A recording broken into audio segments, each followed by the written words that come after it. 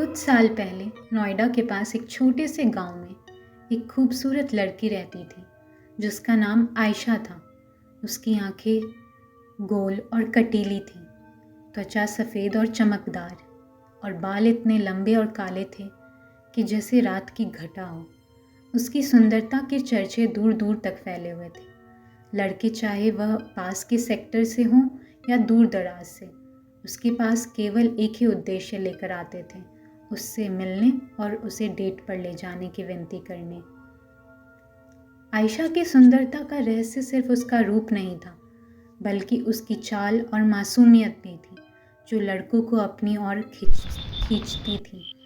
लेकिन कुछ अजीब बात थी, क्योंकि जो लड़के भी एक बार उसे डेट पर लेकर जाते थे, वे रात के अंत तक डर कर भाग जाते थे और फिर नज़र नहीं आते थे। वे कभी भी इस बारे में कुछ नहीं बताते थे, बस चुपचाप अपने घर वापस चले जाते थे और फिर कभी आयशा से मिलने नहीं जाते थे। गांव में ये अफवाहें फैलने लगी कि आयशा में कुछ तो गड़बड़ है। कुछ लोग मानते थे कि उसकी आदतें अजीब हैं, तो कुछ का मानना था कि वह किसी भूत प्रेत की शक्ति से जुड़ी हुई है। उसके माता पिता भी परेशान हो गए थे। वे नहीं समझ पा रहे थे कि एक प्यारी सी लड़की में ऐसा क्या था जो लड़कों को इतना डराता था। आयशा हमेशा खुश, प्यारी और शांत स्वभाव की थी। वह अपनी पढ़ाई में भी ध्यान देती थी, घर के कामों में भी कभी शिकायत नहीं करती थी। एक दिन आयशा के पिता राजवीर बगीचे में घास काट रहे थे।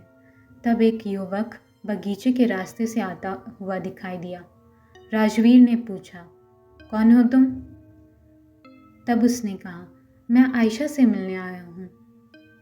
राजवीर खुश हो गए और उसे अंदर बुलाया। आओ आओ, उन्होंने कहा और उसे अपनी बेटी से मिलवाया। आयशा थोड़ी शर्मीली थी। उसने बेटे की ओर सीधे नहीं देखा और धीरे से बात की। वह हंसी भी नहीं, बस थोड़ी सी लाली उसके गालों पर थी। युवक ने उसकी सुंदरता को देखा और उससे विवाह करने का सोचा कि पहले इसके साथ थोड़ा मेल मिलाप हो जाए तो शादी कर लूँगा। आयशा ने स्वीकार कर लिया, लेकिन एक शर्त रखी। मुझे आधी रात को आकर खिड़की पर हल्का सा दस्तक देना होगा। उसने कहा, अगर तुम ज़ोर से दस्तक दोगे तो मेरे माता पिता जाग जाएंगे। युवक थोड़ी असमंजस में था, लेकिन उसने आयशा की बात मानी। रात को उसने चुपके से खिड़की पर दस्तक दी। कुछ देर में खिड़की खुली और आयशा बाहर निकल आई। पहले तुम मुझसे एक वादा करो, आयशा ने कहा। अगर तुम मुझसे सच्चा प्यार करते हो तो ये टेस्ट पास करना होगा, और अगर तुम फेल हो गए तो इस रात की बात को किसी से नहीं कहना। युवक ने कहा, मैं वादा करता हूँ, मैं कुछ नहीं कहूँगा। ठीक है, आयशा ने कहा, मेरे साथ आओ। अब आयशा और युवक अंधेरी रात में जंगल की ओर चल पड़े। चांद बादलों में छिपा हुआ था और दूर से कुत्तों की रोने की आवाज़ें आ रही थी। नोएडा के पास का ये गांव बहुत ही सुनसान था और यहाँ का अंधेरा भी डरावना था। अंत में वे एक पुराने कब्रिस्तान में पहुँच गए। आयशा ने एक पुरानी फव्वारी उठाई और एक ताज़े कब्र को खोदने लगी। युवक डरते हुए उसे देखता रहा। कुछ समय बाद आयशा ने कब्र का ढक्कन खोला और एक सफ़ेद कपड़े में लिपटे शव को बाहर निकाला। फिर उसने शव का हाथ काटा और उसे मुंह में डाला। यह है प्यार का टेस्ट, आयशा ने कहा। अगर तुम मुझसे सच्चा प्यार करते हो तो तुम वही करोगे जो मैं कहूँगी।